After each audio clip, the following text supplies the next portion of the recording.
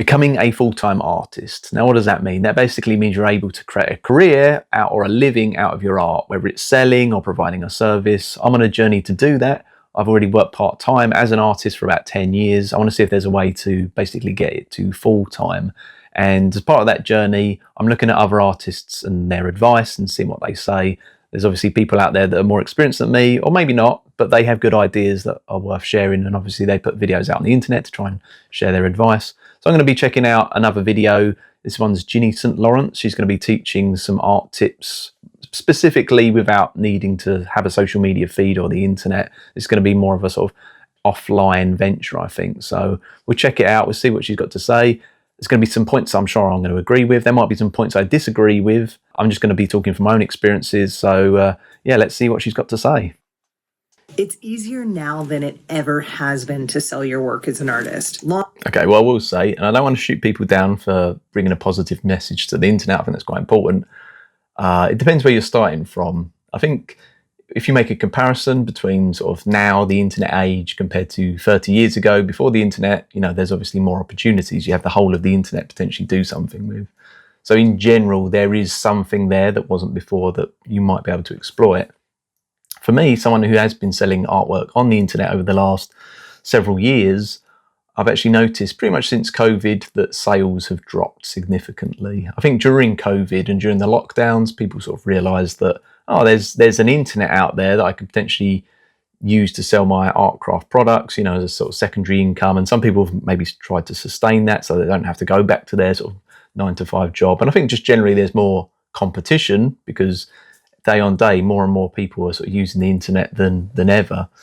And I think also you have AI, an army of AI prompters basically, who you're now in competition with, people who can literally just write a sentence.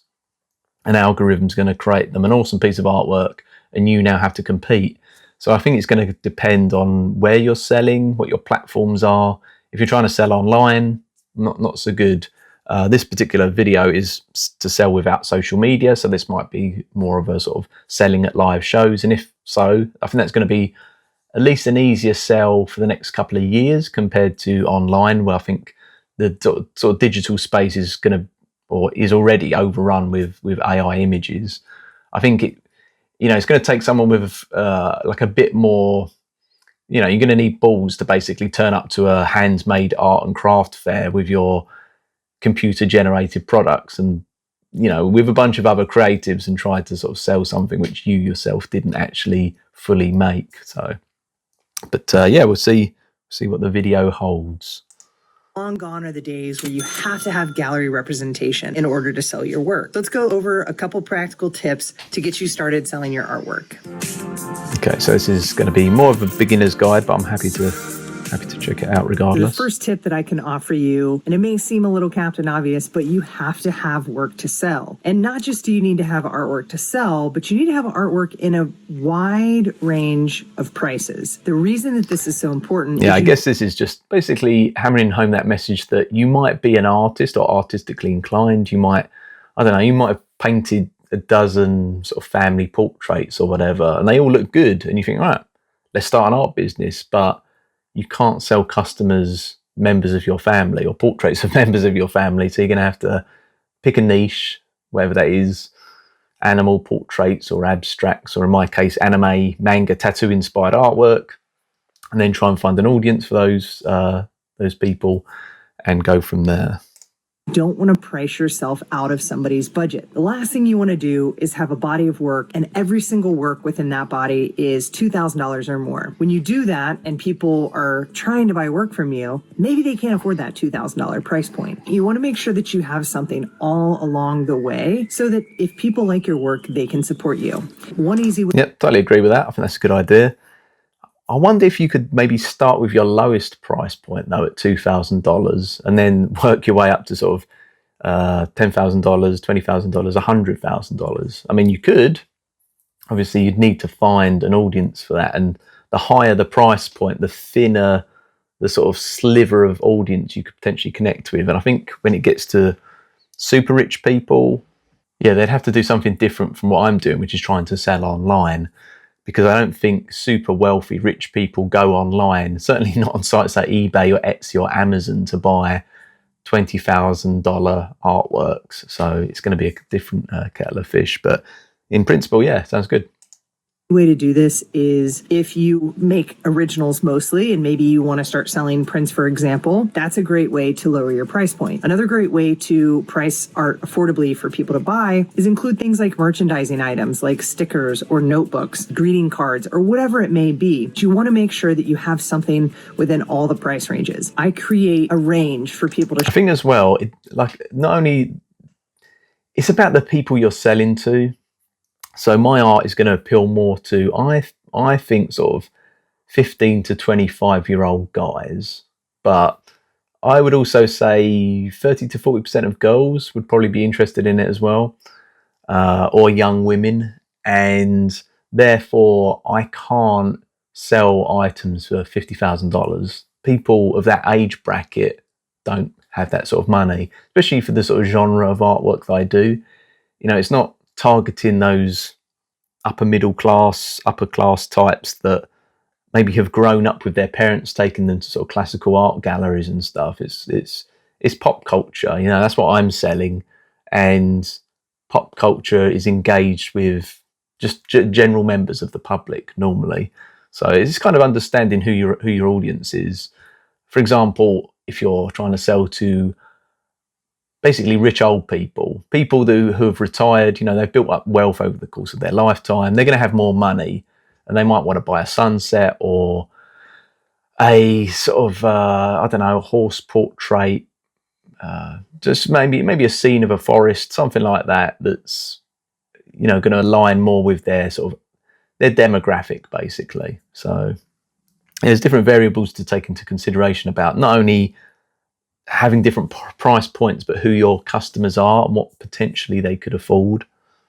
Shop my art. So if somebody likes my work and they want to support me, I'm making sure that I have something for everybody to meet them where they are. Okay, so moving on to tip number 2, research local shows and sign up for them. This is such an underrated thing that I wish more and more artists would focus on. You don't have to have a large social media following. You don't even have to have a website to sell thousands of dollars of art. Research your local shows and start signing up. I'm going to put a link in the description. I've got an amazing resource that I've used in order to find shows both locally, regionally, and nationally, all over the country. You can search based on which state you're looking for, which city you're looking for, how far away you want the different shows to be. One thing to keep in mind. Yeah, obviously, not being in America, I would imagine that there's not going to be as many art shows that I could potentially visit or go to within the UK. Trouble is, if I literally looked at my local area within I don't know, like a 5 to 10 mile radius, I might be lucky to find a small show, that would get 50 people through the door. Like the small local towns near me don't really, they're not that way inclined. I would have to go into a bigger city like London, which is maybe close to an hour away from me, which isn't too far, but still, I'd have to travel there if I ever even wanted a chance to sort of start signing up for local shows. So just, making that point really. Is as you're applying to these shows, there is a cost for that. Some shows are $10, some shows are $25, $35. It really just depends on the show. This can be anything from your local art walk all the way. Okay, so this kind of stuff, anime artwork, this is more my thing. This is comic book shows mostly. If I did a show at the local sort of village hall, or the local church, I mean, like I say, 20 people might turn up in a day. Out of those, it's going to be a demographic of mostly old people that just want to get out of the house for a bit and want something to look at. Firstly, they're not the demographic. They're not going to buy like what's on the screen at the moment, sort of anime characters. All this kind of stuff is sort of, more my demographic, although these particular ones I think are going to cater maybe 90% to sort of more girls and women. But it's worth, again, considering the demographic and where you're actually going to be exhibiting. And for me, Comic Cons are probably more my scene. way up to really nice prestigious shows. After you apply, you may not get into the show. Your application fee is non-refundable. So think of that as a way for you to put yourself out there. If you do get into the show, Okay, that's however, interesting. I've never heard of signing up to a show, paying an application fee, but then still not getting into the show. Have you ever heard of that? I didn't think that was even a thing. You have to pay for booth space, and booth space can be $100. It can be all the way up to, honestly, over $1,000. The highest I've ever paid. I mean, is I've heard some people spending $5,000, $10,000 equivalent for like a large bit of space.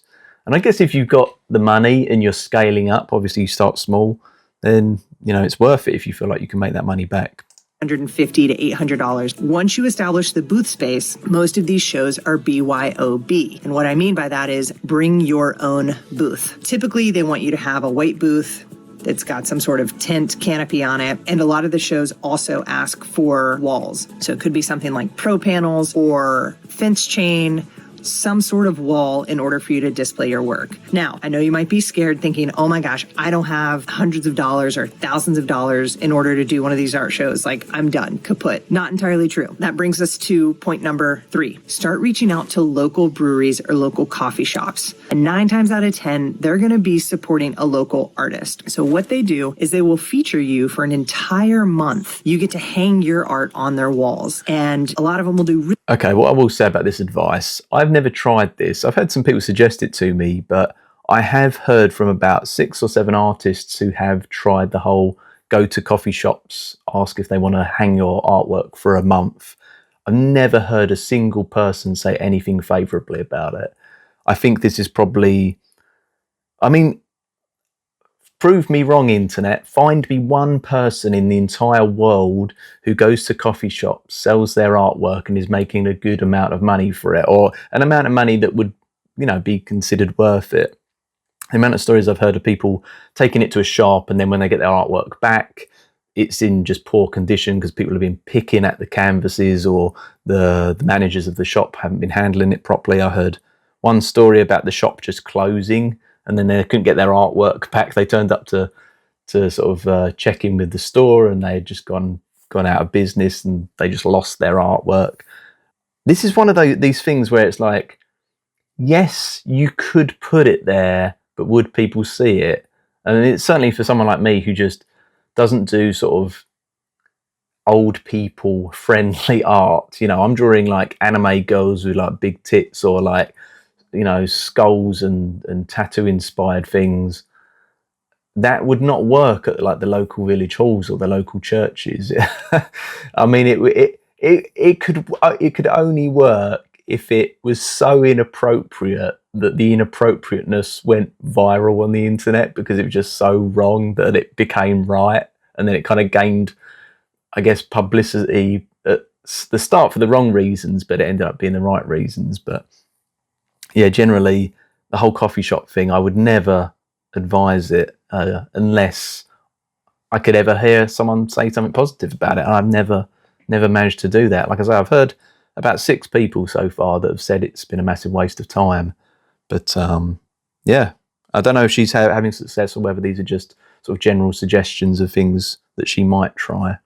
Really cool things like opening nights for artists where you can come in, you can do a live painting night. Typically, it's the first Friday of the month in which you're showing. Unbelievable. I've met some amazing people doing these shows, had great turnouts, and every single time I've sold paintings. Oh, there you go. There's part one about person. This, it's like 2 or 3-fold. Number 1, it's completely free. 2, you get exposure to people that are either local to the area or in town traveling from the area that otherwise would not. Again, I don't want to be negative, but I don't give a shit about exposure. I give a shit about selling artwork. Like the amount of people that say, "Oh, give me your artwork," or "Let me take advantage of your hard work and your labor by allowing me to put it onto some product or whatever." I'm not going to pay you, but I'm going to give you exposure. I just think, well, that's okay for you because you get to test the product using my artwork and maybe sell it and make some profit. And I can't live on exposure. I kind of need some sales. So I don't really like anyone advising that artists give away any of their stuff for exposure. If you think differently, let me know. I think every artist that produces anything of value should be paid for that thing.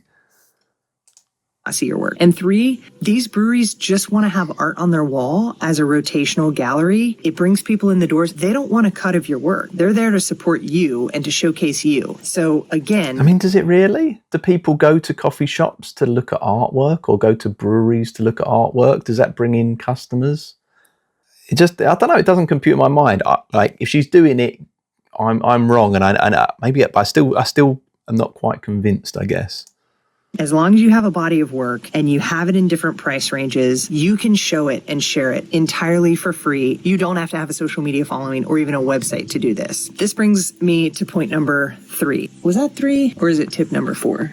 Tip number 4. Make sure you have a way to take people's money. You cannot make a sale if you can't transact. This can be a card reader, like a Square reader or some sort of point of sale if you do have a website that connects to your... Yeah, I think these days as well, especially post-COVID, where people didn't really want to handle cash and things like I've noticed, for me, probably 9 out of 10 sales now are using cards, transfers, things like that. No one really does cash. I still like cash because obviously if someone is paying £100 for a bit of artwork, you don't have to pay, I don't know what the fees are, probably like 3% or something to a credit card reading bank company, basically. So yeah, you do that 5 or 6 times. It's like, oh, okay, well, that could have bought me lunch, and I now can't have lunch because I've had to pay card processing fees. So I still like cash. I would obviously still have lunch. I'm just making the point that you can save a bit of cash, save a bit of money or cash if people pay in cash. Your website. This could be PayPal. This could be Venmo. It could even just be simply cash. If you have a way to take people's money, you can sell artwork. It's really that simple. So make sure that you're set up, test transactions before you start to show your work, and make sure that everything's working smoothly and you're able to accept their payment. Okay, and this brings us to the last and final step, which is step number 5, which is have a business card. So that could be a QR code, that's a screenshot that you have on your phone. It could even be a handwritten business card. Get your name and your number and your email on a card so that if somebody wants to purchase work from you, or they're interested in learning more about you and they're at... Okay, I'm going to be controversial again, and if this works for people, great. I just want to talk from my own personal experience, though. Business cards don't work for selling art. They just don't. When I've been to conventions, I've been to 30 or 40 shows now, and I've probably given away maybe 1,000 business cards. Out of 1,000 business cards I've given away, guess how many people have then gone on to contact me later or buy artwork from my online web store? 0. As far as I know, 0. Then after about 1,000 business cards, I then started giving a flyer away to give a discount code on my products on my website. And it was a code whereby I knew if they'd used it that they had come from off the back of that flyer. You know, it's a very specific code, a discount coupon code to use. And I got 1 sale from the flyer after having sort of transitioned to that. And I don't think that was even from like live shows. I think that was the same, that because I use the same code for when I sell products out online. So I actually think business cards are a massive waste of time, especially expensive business cards. I know it's exciting, I think, when you design a card, because it's fairly easy and quite fun for artists to design cards. And, you know, you can have all these different finishes, you know, rounded corners made of like clear plastic with foil trim and stuff. I think it's a waste of money. I think if you have anyone at a show, at a booth, what I would say is that you have just a QR code that's on a board, and then ask people to take a photo of that, go to your website and have it go straight to like an email subscription sign up link. I mean, I'm not an expert about sales and marketing. That's why I'm watching these types of videos, to try and see what I can garner and if I can gain any information about things that I didn't already know. But I will say that handing out business cards is bad. And on my next show, I'm so adamant about this because I'm doing a comic convention in a couple of months' time. And I know that I'm going to get probably 100 people come up to the table and say, "Oh, excuse me, do you have a business card?" And every one of them, I'm adamant I'm going to do this. I'm going to say, "I don't, but are you on Instagram, or, you know, are you on?" Because I'm on Instagram, Facebook, Tumblr, Twitter, car or whatever. I'm on pretty much all of them. So I'll go through the list, and if they say no, then I'll say, oh, well, would you be happy to go to this link to sign up to my newsletter, and then you can see what I'm doing there. And then some people will probably say, oh, actually, don't worry about it. In which case they weren't serious and they weren't interested really in wanting a business card anyway, or they wanted the card but they would have just thrown it in the bin.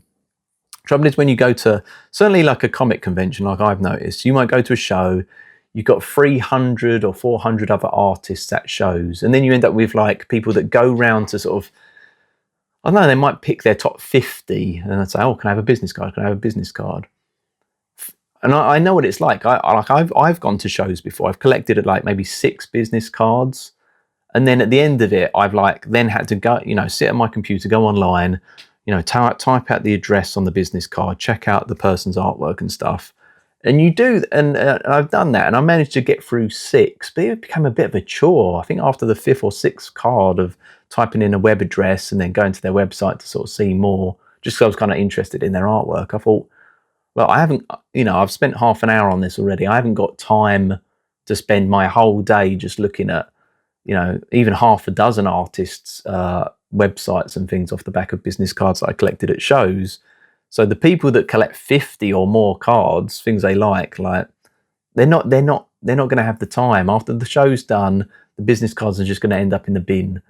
Again, I know this is quite negative, and I don't want to just, I want to be the counterpoint to people that just say it's easy, go out and do it, when it's not. And actually, I think can be quite misleading and waste people's time. So I want to be realistic, but I don't want to sound like I would completely throw back anyone, trying to help other people and throw their advice back at their face. But I do think the business cards are a waste of time, a waste of money. If you get a business card printed, say it's a decent high quality card, and it costs 20 pence, so you could get 5 for £1, 3 for $1 if you're an American.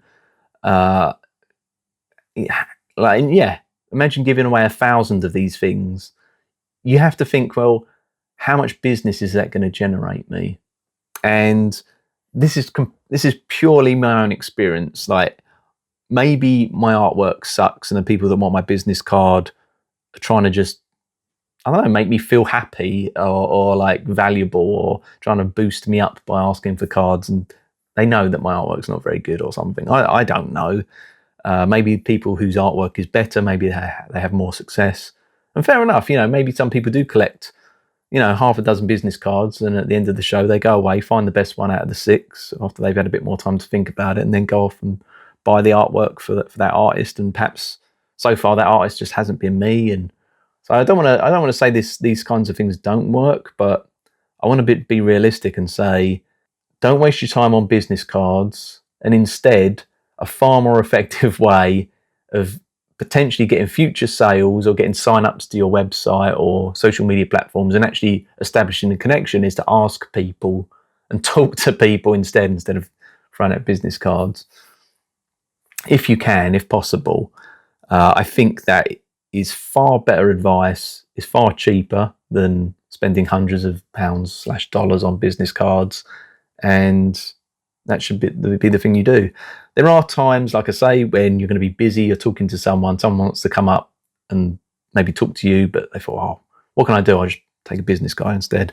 For those occasions, that's when you have the board with the QR code and you say, please subscribe.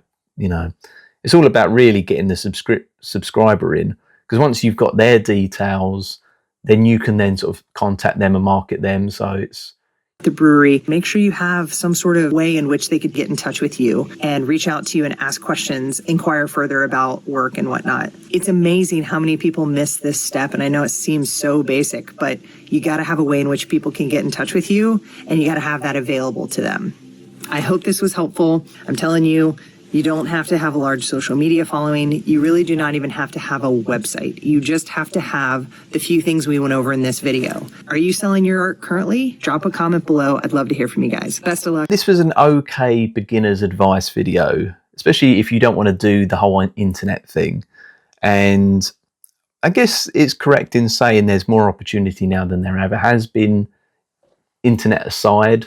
So before, perhaps there weren't as many art shows or craft shows or shows in general where you could potentially exhibit to. They weren't as big. Certainly, for example, in the UK, comic conventions 20 years ago, they were small. I remember going to some, well, certainly like 30 years ago when I was a little kid, they were, very small town hall style things, at best you might get like a sports hall, like the size of a basketball court, full up with some tables, and that was it.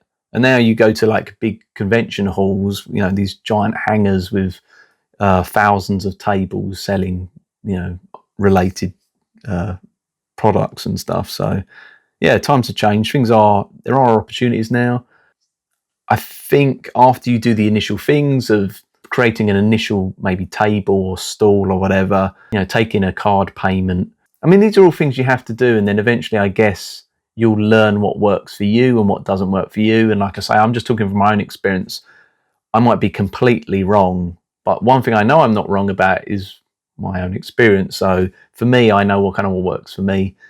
But I'm on a journey to go from part-time to full-time as an artist, and this is a journey. This isn't going to happen overnight. So I'm going to keep plugging away. I'm going to keep seeing what sort of advice I can have on the internet, and if any of my feedback can kind of help, because I think it's good to get like a mixture of someone putting out stuff for beginners, other people who are maybe a bit more experienced. They can kind of critique that or show another side of it, and maybe make some suggestions on other things to maybe try. I think that could be quite useful for people. So thanks for watching, and hopefully I'll see you in the next one.